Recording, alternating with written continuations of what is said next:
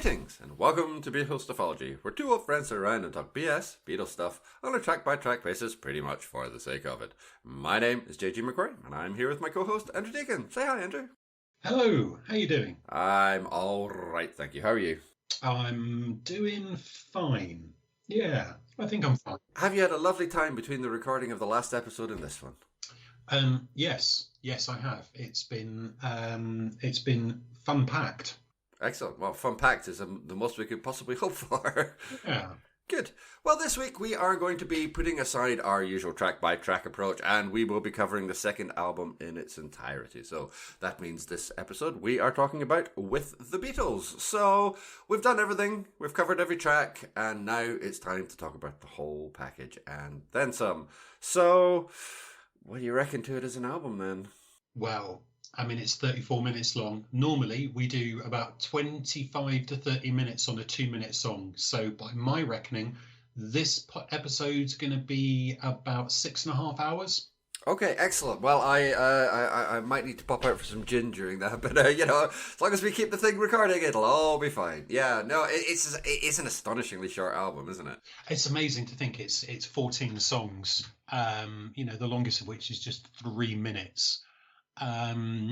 It's just especially crazy, but it's kind of standard for the time. And I think it's on when the Rolling Stones get onto their second album, they've got a song on that that's 5 minutes long, and apparently John Lennon complained about it being too long, which is just quite an incredible thing. Nobody was doing those long songs at this point, and you could kind of understand why, because the songwriting is getting better in places, but it's still fairly rudimentary. These are still people learning their craft, as it were. And although in general there's a bit of a step up, certainly in my mind the outstanding Lennon-McCartney song on the first album would be I Saw Her Standing There, whereas maybe here you could argue that any of those first three, It Won't Be Long, All I've Got to Do, and All My Loving really pack a bit of a punch.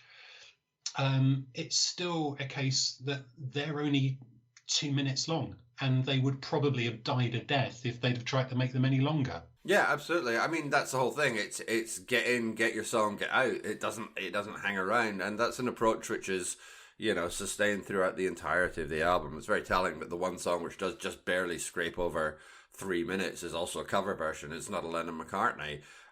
Those first three songs are really terrific, though, and I think you can see a very clear step up in the quality of the songwriting from Please Please Me. I do kind of have a theory about this album, which is that I kind of think of With the Beatles as sort of being the pastiche album, in the sense that it is an album, I mean, which has, I suppose it does have an overall coherence to it in terms of its style, in terms of its production, in terms of its instrumentation.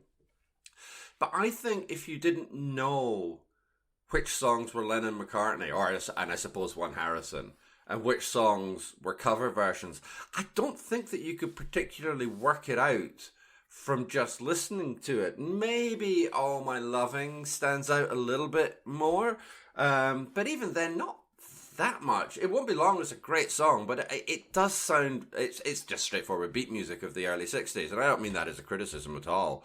It's a terrific song, but it could be recorded by, you wouldn't be that surprised to discover it was maybe a slightly obscure, maybe not Motown, but like some like 60s girl group, and they'd like just sparked it up a wee bit. You could imagine maybe a bit doo-wop or something on it.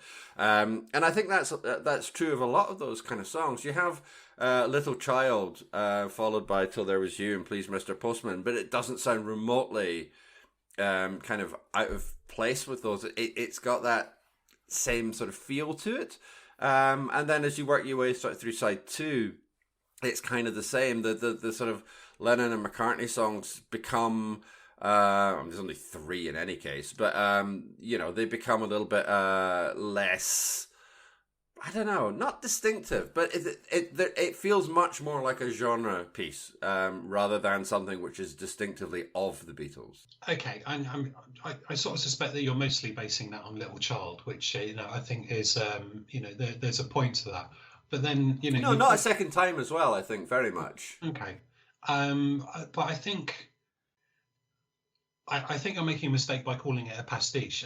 I think it's something that is perhaps more about one, the cover selection, and two, the ability of Lennon and McCartney to write songs that are authentic.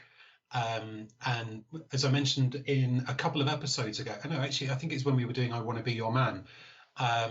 But there was an episode recently where I mentioned having listened to the first Rolling Stones album, and there are some original songs on there, but there's only one that's listed as Jagger Richards, and it's just so jarring with everything else that's on there. Everything else is that quite serious, straight down the line, young white man doing the blues, but the one Jagger Richards song that's on there just sounds really kind of poppy, like it's their attempt to have a go at writing something deliberately poppy, because they can't really write those bluesy tracks.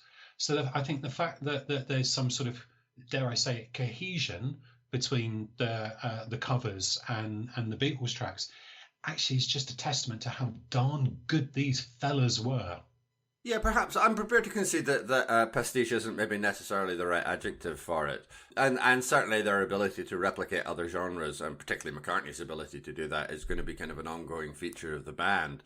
But nevertheless, I still feel that I feel they're writing. Maybe a different way of saying it is that I feel that they are writing in other people's idioms rather than necessarily writing in their own, and I think that's also true of Please Please Me, but I think it's not true of Hard Day's Night. I think this is where that stops.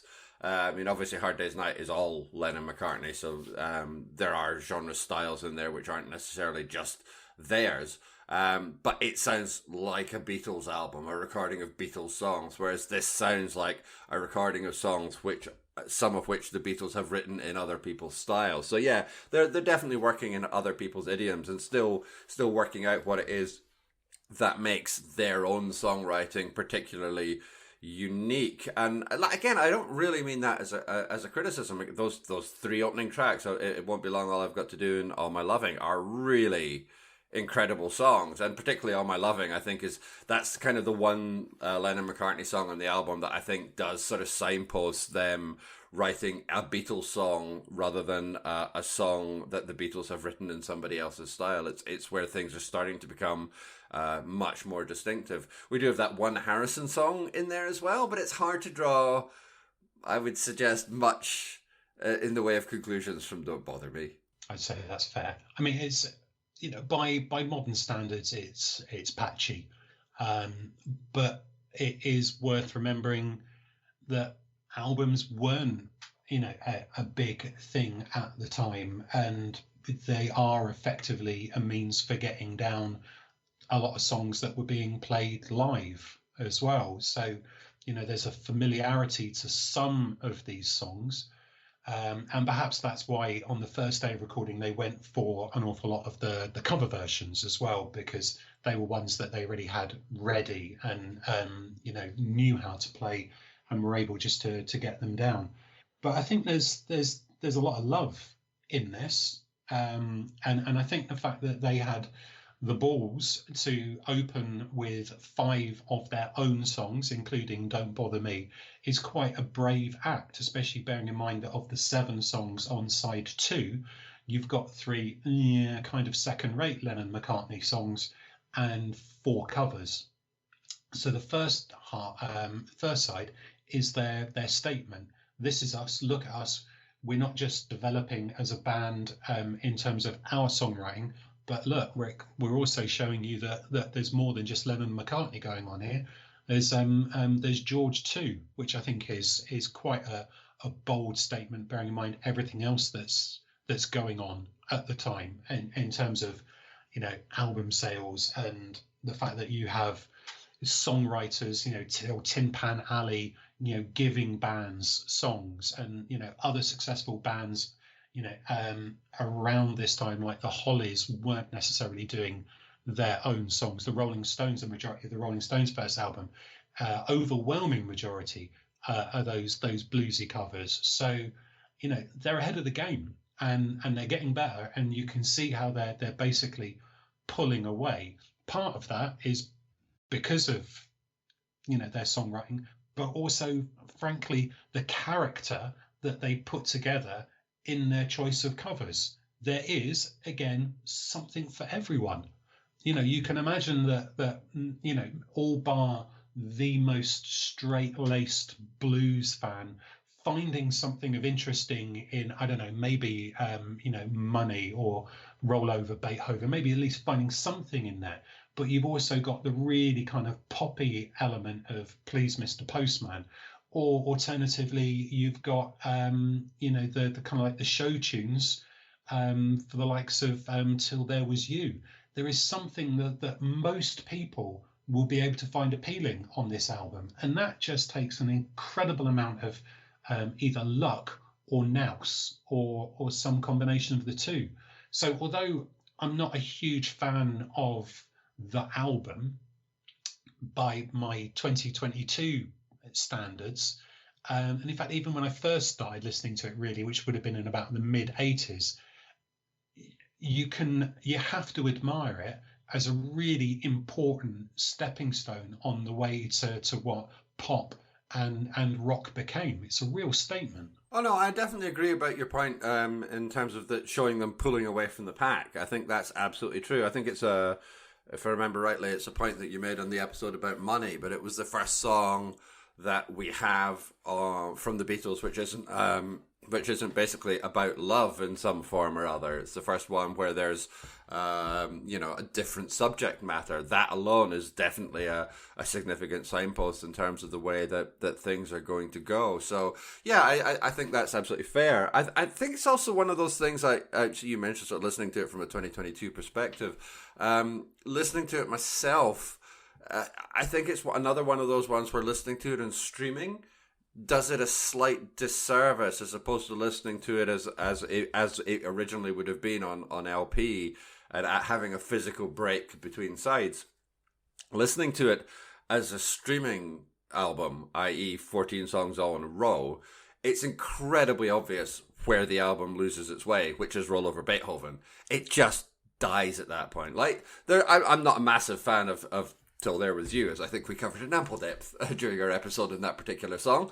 But it feels cohesive. You used that word as well. But I think that's true. I think the first side hangs together really well. And I would personally say Till There Was You is probably the weakest moment on it, even over Don't Bother Me. But nevertheless, there is a sense of everything kind of pulling in the same direction. And then we get to Roll Over Beethoven, and it just, all that momentum is just lost. Even Please Mr. Postman, which isn't, I mean, it's a good cover. It's not stunningly good. It's certainly not in the same league as Money. But it's fine. Lennon's got a good delivery on it. He's got a real sense that he's not just kind of taking the piss. He is kind of invested in it, even although it's a slightly, cheesy song overall. He's giving it, and it's a great kind of way to round out the first side. And then you flip it over, and you open with a very weak cover, really, of Roll Over Beethoven that Harrison just... I'm sorry, I love Harrison's voice, but he doesn't have the voice for Roll Over Beethoven. It needs McCartney going full throttle on it, or even Lennon just screaming.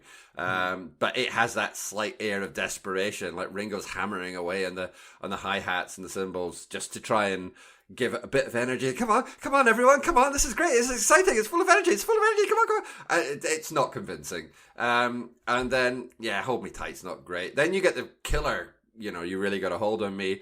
Then 3 songs which aren't really up to much. And then Money. The album just stops there. But if you're listening to it as 2 separate sides, I mean, side 2 doesn't have the same coherence as side 1. It definitely doesn't. But it has it's kind of like you said, it's more the cover side. And that's okay. There's something there for most people to enjoy. But then listening to 7 songs individually is a different experience to listening to 14 songs all at once.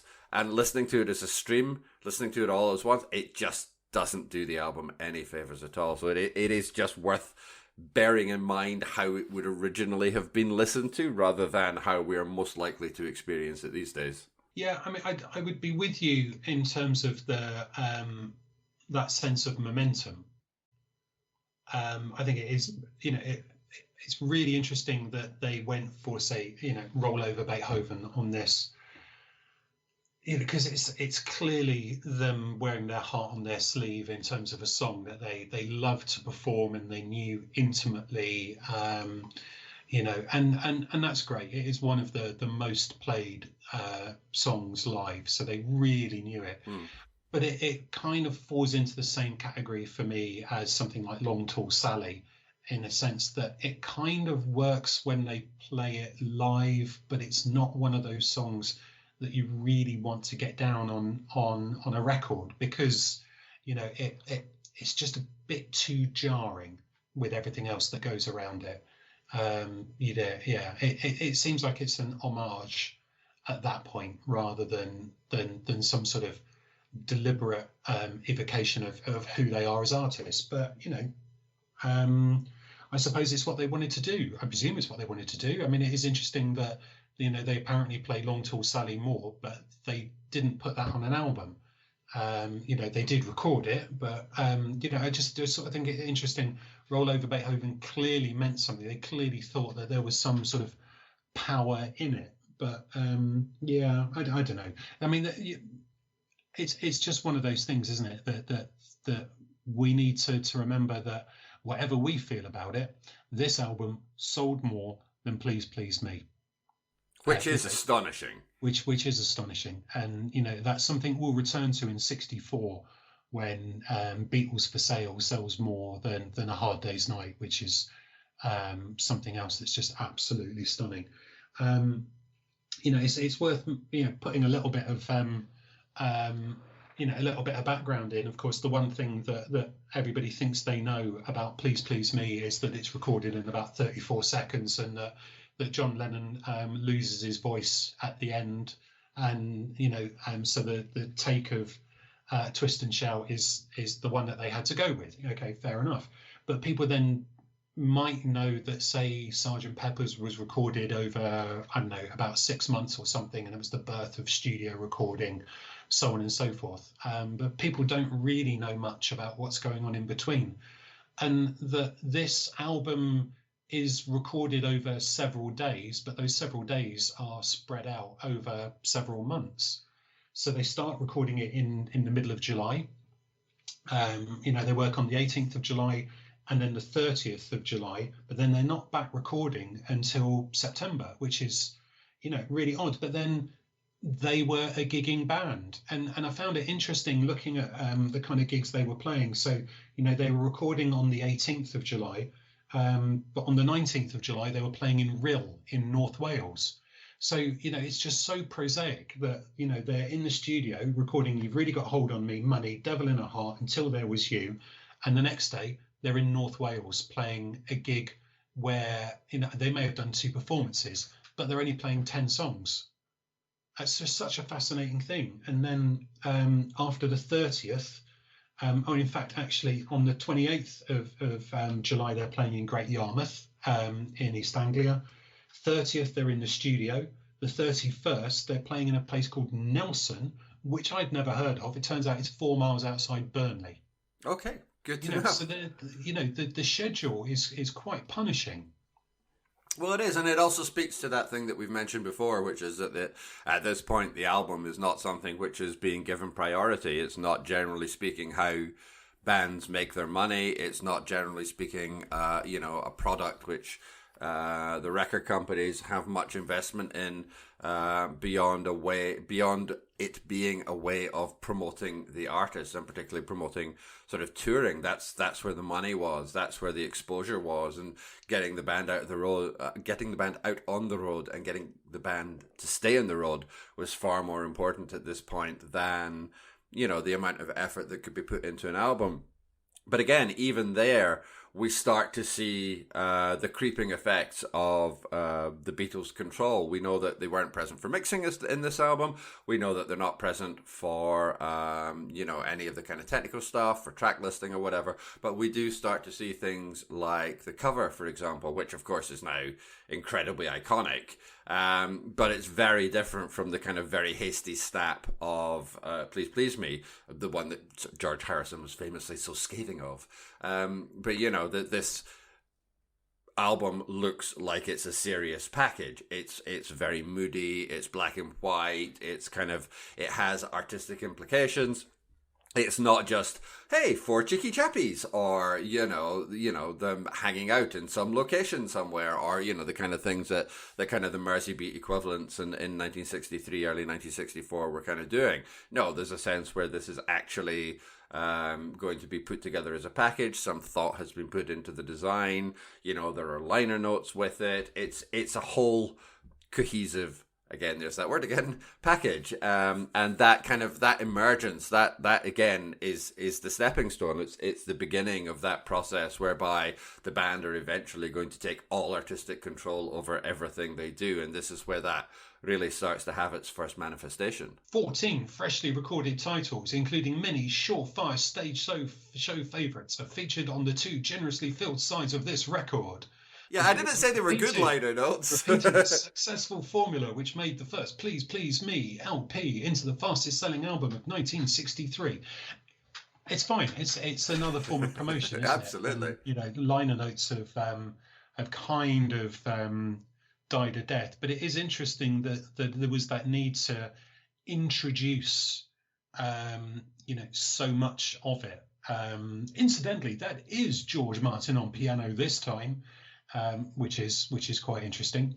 And money makes a completely worthy climax to this knockout program. Hope it doesn't leave you too breathless to flip back to side 1 for a repeat play session with the Beatles. God bless Tony Barrow. I love liner notes like that. I find them absolutely charming and delightful. They are. It is good fun. And you kind of feel like you have to say it in a very excitable fashion.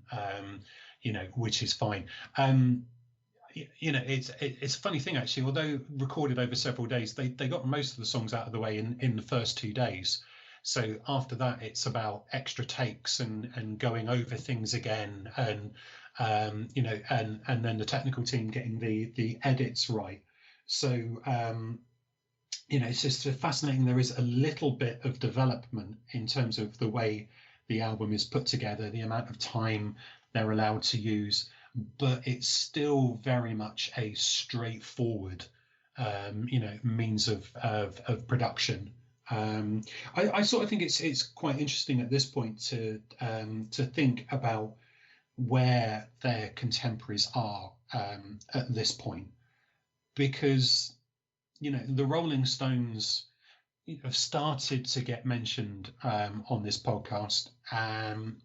Understandably, because they're starting to be a thing. Obviously, we needed to mention it when it came to I Want to Be Your Man. But they are still nascent, I believe you might put it. It's only towards the end of September into October and early November that they go on what's regarded as being their first British tour. Through most of '63, they are variously playing London clubs, Twickenham, Ilpie Island, clubs in Windsor and Guildford. That seems to be the main basis of it. And when sort of looking down the list of venues that they played, there was one that stood out in the middle of '63, which was Middlesbrough. You think, oh right, so they finally got outside of the home counties.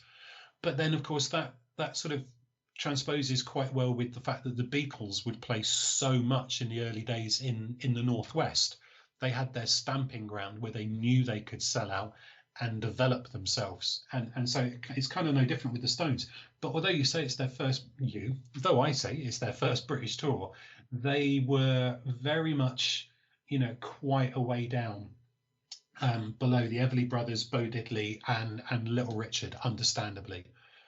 Whereas earlier in '63, when the Beatles were becoming big and they were on tour with Helen Shapiro, towards the end of the tour, actually they got pulled off the tour because they were becoming too big, weren't they? They just got, hauled off because it wasn't really good for them. But effectively, they were getting more of a reaction than poor old Helen Shapiro. And then come July of '63, the tour that they're on whilst recording the album is with Roy Orbison, and it seems to be much more of a, an equal thing in terms of prominence at that stage. And the Rolling Stones are, they don't enter the studio themselves until the following year to record their album, but they clearly have got big enough to be really, really successful, because their first album is the album that knocks With the Beatles off #1 and then stays there for about another 10, 11 weeks. In fact, it's then the Beatles that knock the Rolling Stones album off #1 with A Hard Day's Night, and then it's Beatles for Sale, I think, that knocks A Hard Day's Night off #1. So in the whole of '64, I think you have 4 albums only that reach the #1 spot in the UK.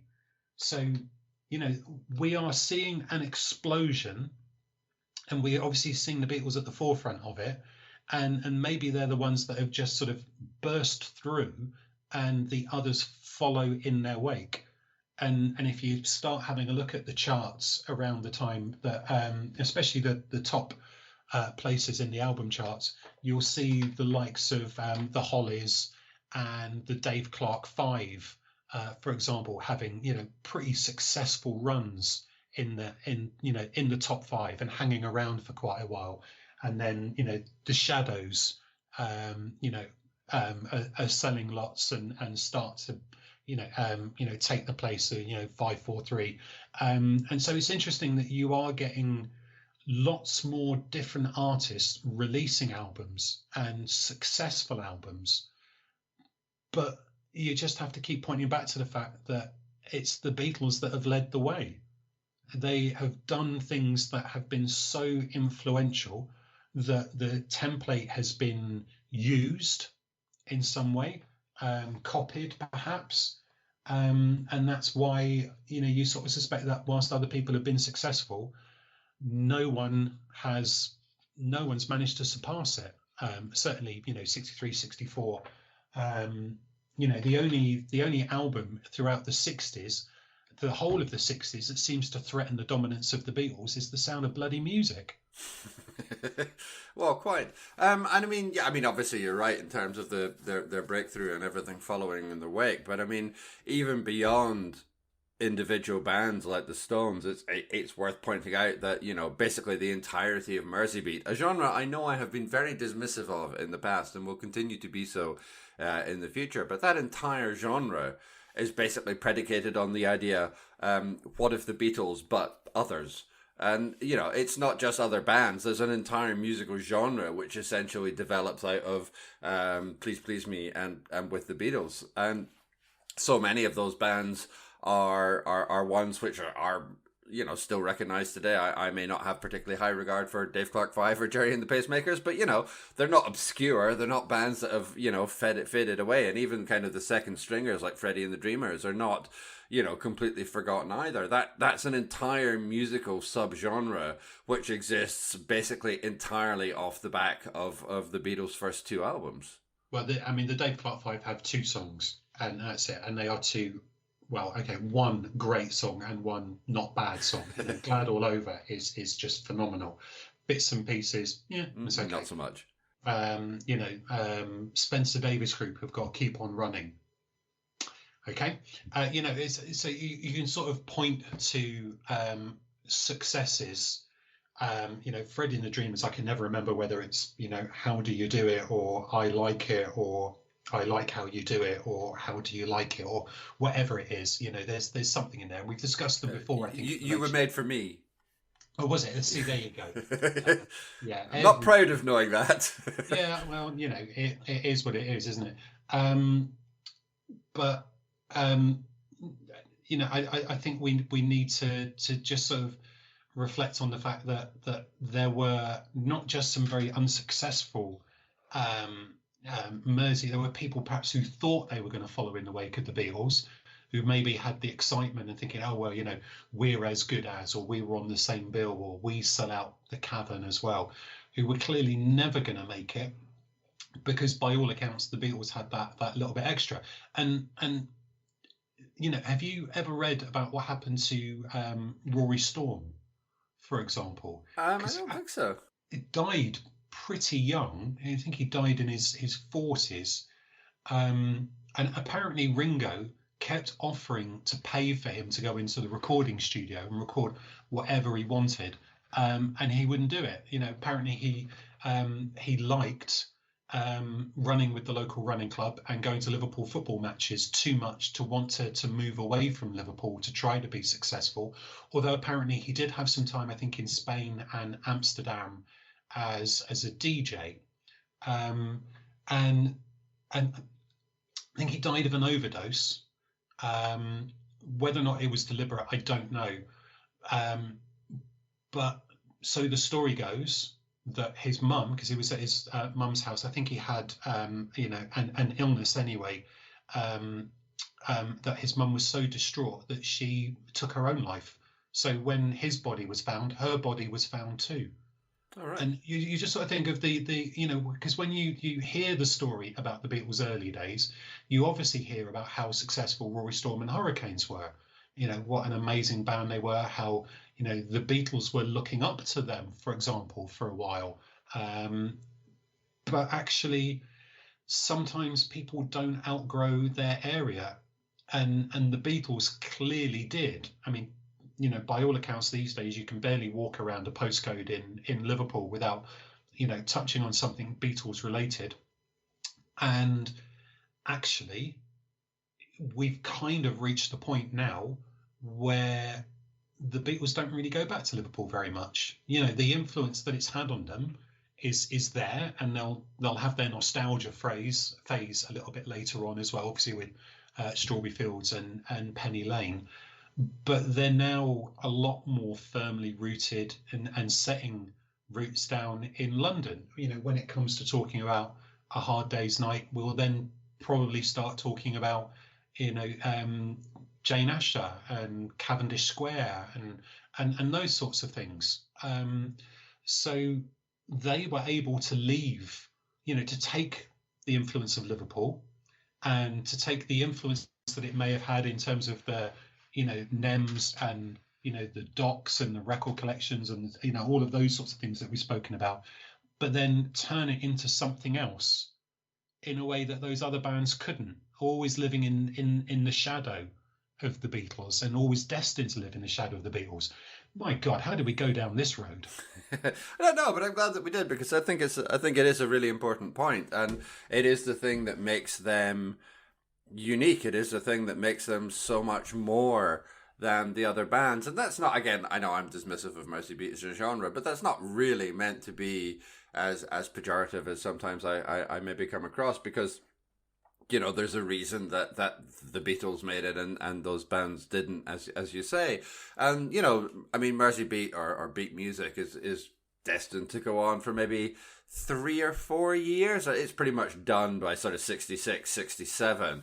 And those bands never quite managed to get the creative development, let's say, to move into other genres, or to find genres of their own to explore and exploit. And that is, for whatever one might or might not think of them, that is one of the things that the Stones were able to achieve. They were able to filter blues music through their kind of own white middle class background and come up with something which wasn't really blues music exactly, but was also just, it was like Rolling Stones music, and that was their catch, that was their hook. But it's also, for all that they have their kind of origins of songwriting, inevitably and sort of irreducibly intertwined with Lennon and McCartney, it's the thing that made them. They developed their own songwriting, they developed their own style, they pretty much developed their own genre, and it's emergent from the blues scene. It's emergent from Spencer Davis and a bunch of other stuff.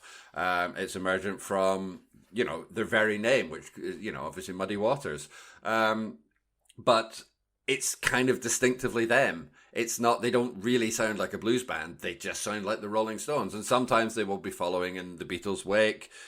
Sometimes they might be slightly ahead. And by the time, we get to sort of Let It Bleed and Sticky Fingers, then they're pretty much out ahead at that point as the Beatles wind down. But it's them, and the Kinks will do the same, and those bands which will go on to be the strongest influencers in the British music scene are able to escape both the trappings of where they come from and of their kind of genre origins, and that's the thing that really makes them stand apart. And I think we need to remember that a lot is spoken about the 60s, but it is a period of monumental change. The decade ends with Abbey Road at number one. It starts with Freddie Cannon and the explosive Freddie Cannon, who's just a footnote in history. Also at number one in 1960 is 101 Strings, Down Drury Lane to Memory Lane. And even then, throughout 61 and 62, there are some weird, now you would see some weird things. There's quite a few Elvis albums. Okay, that's fine. Cliff Richard, The Shadows, Cliff Richard and The Shadows. But also for quite a bit of time in 61 and 62, the Black and White Minstrel Show, on stage with the George Mitchell Minstrels, the Black and White Minstrel Show. And, there's another Black and White Minstrel Show. So 3 different Black and White Minstrel Show albums reached number one in that period. And the biggest selling album of 62 is West Side Story. Well, West Side Story is still hanging around in the top 5 throughout 63 and 64 as well. So the period where With the Beatles is number one, West Side Story is pretty much in the top 5 for that whole period as well. It's really, really bizarre. But we go from that, sort of the best of Ball, Barber and Bilk and West Side Story and The Shadows and the Black and White Minstrel Show, then down to something that represents, something a little bit more familiar. And then With the Beatles takes over from, of course, Please Please Me, which takes over from Summer Holiday. And if people are going to say anything about Cliff Richard, they might know about Living Doll and The Young Ones. But then, of course, the other one they'll know is Summer Holiday. So they might think of Cliff at his peak.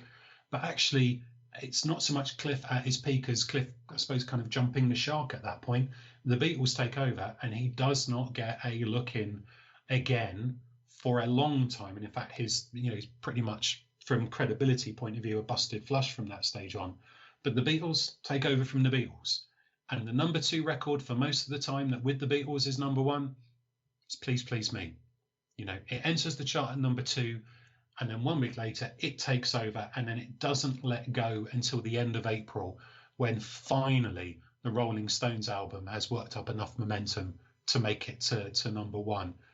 And that's such a fascinating thing. And then after 12 weeks, actually, the Rolling Stones being number 1, the Beatles are back. And after 21 weeks of A Hard Day's Night, well, the Beatles are back.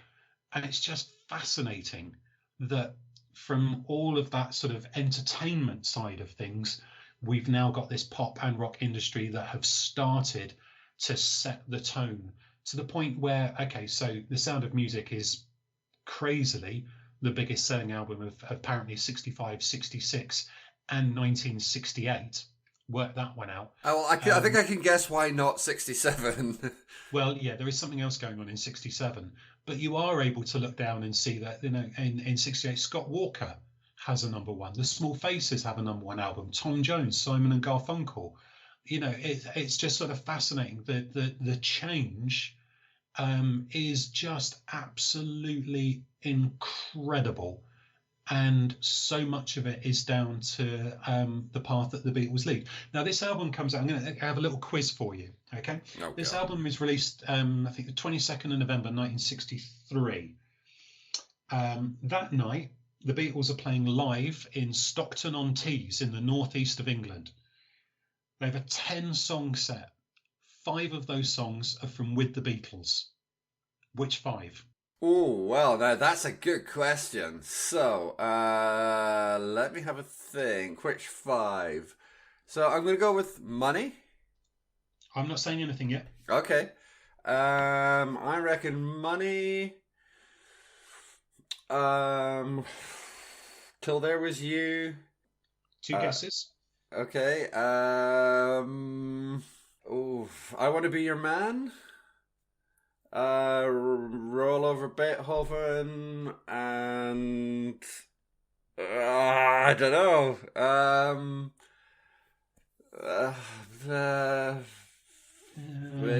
Please, Mr. Postman. 3 out of 5. All right, that's not Three. too bad. All right, go on. Give us the stats. Okay. And it occurs to me, of course, that we've sort of discussed on a lot of these whether or not they were ever played live. So you could have been able to narrow it down. So All My Loving. Okay, yeah. You've Really Got a Hold on Me. Okay. That was an obvious one. I think you missed. Yeah. Roll Over Beethoven, Till There Was You, and Money. Okay. Wow. And actually, if you kind of look in the set list for around that time, again, assuming they're accurate, they seem to be playing the same 10 songs most nights. And it's only then a little later on when It Seems Like I Want to Be Your Man makes it in. I've got a funny feeling it's almost sort of coincides with when the Rolling Stones were having a hit with I Want to Be Your Man a little bit later in the year, that then they started playing it themselves. So what were the other 5 then? I don't know. I didn't write that down. We're talking about this album. It wasn't relevant. Okay, fair enough. Question retracted. All right, no, that's interesting. Yeah, I would have assumed I Want to Be Your Man would have been in there, but yeah, like you say, maybe not until the Stones got their hands on it, and then they had reason to make their mark. Yeah. This is, we've sort of said this before about some of the songs. They are stepping stones, aren't they? They are, a means to get from where they started to where they're going to end up. And I think, the fact that we're seeing the end of the girl group covers, I think the fact that we're seeing them still paying their dues, but that their own songwriting is starting to develop is important. We're seeing the range being really broad. We're kind of pointing, all points towards where the Beatles are going to go. It's both kind of a bit turgid in places, but also a fascinating portrait of, what we're going to be talking about in the coming weeks, months, years, possibly even decades. Well, maybe not decades. No, I completely agree, and I think that's kind of an excellent summary of the whole thing. It's kind of what I was aiming for. Yeah, really. I got that. Thank you. It gives me the opportunity to then step lightly forward on my delicate little twinkle toes and ask you what score you would like for it. Oh, are we scoring the albums as well? Yeah, we're scoring the albums as well. Right. Gosh. Okay. Well, I suppose overall, you'd if you're doing it like that, you're going to have to sort of bear in mind what's still to come. And so, Pepper, Revolver, you'd probably then say, I don't know, is it a 6 out of 10? For the Beatles, it's a 6 out of 10. For everybody else, it's probably, a little bit better than that. Well, yeah, we'll give it 6. You're going to give it 6. All right, that seems perfectly reasonable. I think... Well, actually, this is a slightly tough one because I don't think this is as good an album as Please Please Me, but I think the highs in this album are probably higher than the highs on Please Please Me. So what did I give Please Please? I gave Please Please Me 6. I think I'll give this 5.5 then. That's what I'm going to go with. That seems fair. I do think this is a slight step down, but it is fairly slight, so I'm happy with that. I'm happy that you're happy. And I'm happy that you're happy that I'm happy. And I'm also going to end this episode here. Yeah. So, fantastic. Thank you very much. You can contact us by email. We are BeatlesStuffology@gmail.com. We're on Twitter at Beatles_ology, and you can find my blog at www.jgmcquarrie.scot. Also check out my other podcast, if you would be so kind, which is Talking Trek to You, where a noob and an expert, which is apparently me, go through the original Star Trek series episode by episode. Please like, rate, and review us on whatever podcatcher you're using so that more people can find the show. Next episode, we have one of the biggies. It's I Want to Hold Your Hand. And as always, we hope you're going to join us for it. But until then, keep listening.